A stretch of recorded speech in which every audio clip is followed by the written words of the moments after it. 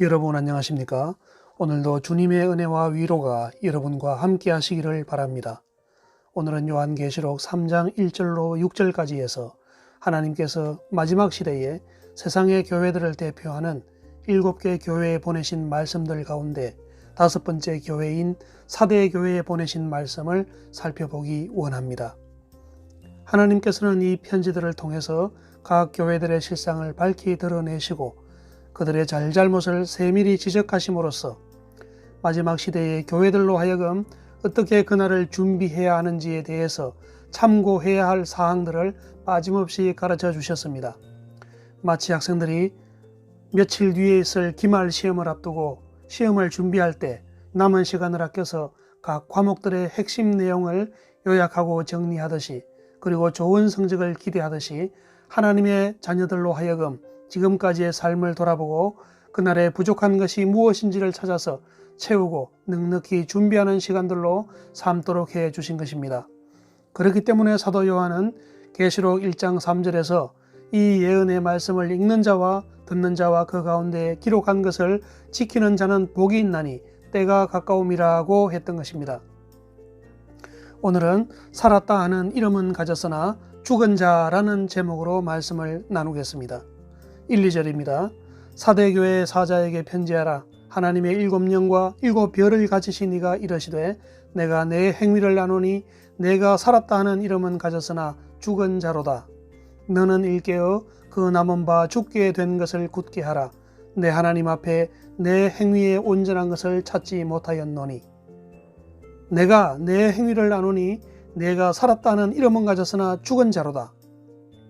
하나님께서는 사대교회의 행위가 구체적으로 어떤 것인지는 밝히지 않으셨습니다.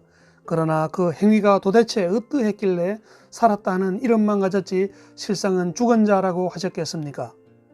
아직은 숨이 붙어 있어서 살아있기는 한데 실상 죽은 자와 마찬가지라는 말씀, 이 말씀 앞에서 사대교회 당사자들은 얼마나 두려웠겠습니까? 킹 제임스 버전은 2절을 이렇게 번역했습니다. 너는 깨어나라. 그리고 아직 남아있지만 막 죽으려 하는 것들을 강하게 하여라. 내 하나님 앞에 내 행위의 온전한 것을 찾지 못하였다. 여러분, 하나님께서는 그들의 행위를 주목하셨습니다.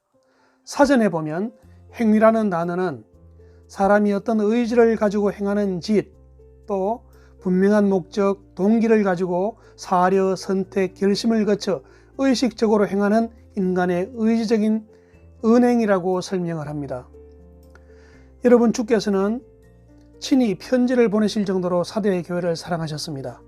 그러나 그들은 놀랍게도 예수님의 이름으로 일컬어지는 교회요 성도였음에도 불구하고 그들의 행위는 이름만 살았지 실상은 죽은 자들이었습니다. 사랑하는 여러분, 우리는 이 대목에서 비록 주의 이름으로 일컬어지는 하나님의 교회요 그 교회의 일원이라 할지라도 실상이 이럴 수 있다는 사실에 놀랄 수 있어야 합니다. 사랑하는 여러분, 현재 여러분의 행위는 어떻습니까? 여러분은 하나님 보시기에 합당한 행위를 하고 계십니까? 이것은 너무도 중요한 문제입니다. 여기서 행위라는 단어를 주목해야 합니다. 믿습니다 하는 보이지 않는 내면의 신앙 고백을 말하는 것이 아닙니다. 우리의 일상의 삶, 곧 말과 행동에 대해서 말하는 것입니다. 가정에서나 직장에서나 모든 사람들의 관계 속에서 혹은 혼자 있을 때의 모든 어떤 의지를 가지고 하는 행동 전부를 말하는 것입니다. 여러분, 성경 전체에서 하나님께서 우리에게 항상 강조하고 가르치는 것이 무엇입니까?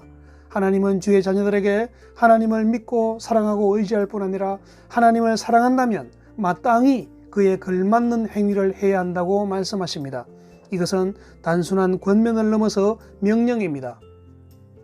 출애굽 1세대 모세와 함께 홍해가 갈라지는 엄청난 역사를 몸소 겪고 날마다 하늘에서 내려오는 만나를 먹으면서 낮에는 구름 기둥과 밤에는 불 기둥의 보호와 인도를 받으며 광야를 지났던 이스라엘이 결국 어떻게 되었습니까?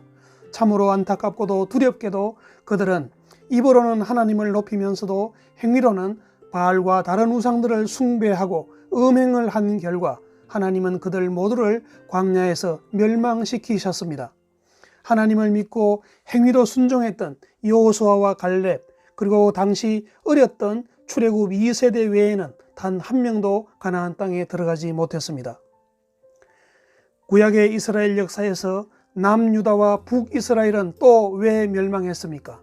그들이 솔로몬의 성전에서 날마다 상번제와 매 초하루와 안식일 그리고 절기마다 엄격한 규례를 따라서 빈틈없이 하나님께 제사를 드리면서도 정작 속으로는 하나님의 계명의 말씀들을 버렸고 배도자의 행위를 했을 때 하나님은 그들을 철저히 멸망시키시고 온 세상에 흩어버리지 않았습니까?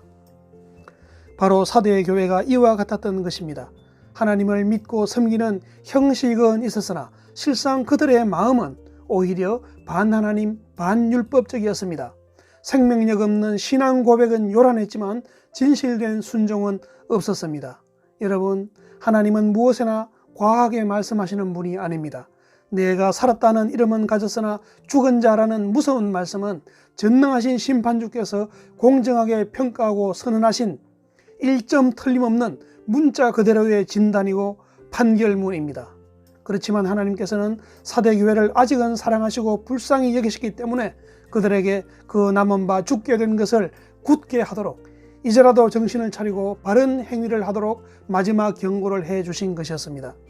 여러분, 하나님의 거룩한 이름으로 지칭되는 교회에 소속이 되는 것과 자기 자신이 하나님의 계명의 말씀을 따라 행동하는 것은 전혀 다른 문제입니다.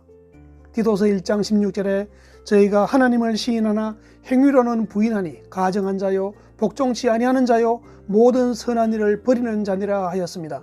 사랑하는 여러분, 오늘은 본문의 말씀을 주목하고 각자 자신의 행위를 돌아보시기 바랍니다. 자신의 거룩한 신앙 고백을 행위로서 증명하는 삶을 사시는 여러분이 되시기를 주님의 이름으로 축원드립니다. 감사합니다.